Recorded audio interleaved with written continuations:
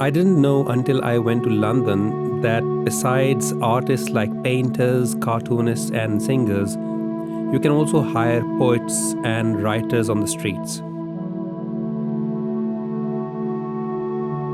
On the second last day of my trip to London, the poet for hire sign and the sounds of the typewriter keys striking the paper fascinated me. To be honest, I stood there for no more than 30 seconds and left the scene in search for a famous food market. You see, tourists are in search of the next spot. What's in between is completely ignored by most. The next day, instead of going to a new tourist destination within London City, I decided to walk the route again and not rush. If I hadn't walked the walk again, you wouldn't be seeing this video right now. It's actually quite therapeutic to watch people, buildings, and street artists in between. It's calming to just stop and sit on a bench or the footpath and listen to the sounds. Also, it's important to value the time and effort spent by these unknown artists to express themselves.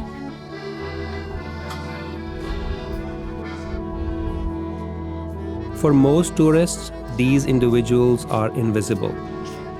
For some, they are no more than a photo. And those who really appreciate what's involved in standing in front of a crowd and showcasing art, stop and engage with these folks.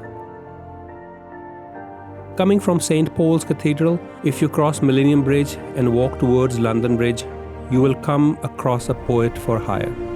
I also decided to stop and ask Luke about him and his work. Based on our discussions, Luke wrote me a poem. We see them march quite briskly from photo opportunity to photo opportunity. Another monument crossed off the list, posing before the cathedral. Another X on the map. And the space between is what disappears. Not expecting to find anything there, the connective tissue disappears. And the city becomes just a set of quotations we hardly hear. Already so overfamiliar, the very photograph is made superfluous. But it is the in-between where everything happens. This is where the fox pounces on its prey. This is where the parakeet bursts from cover.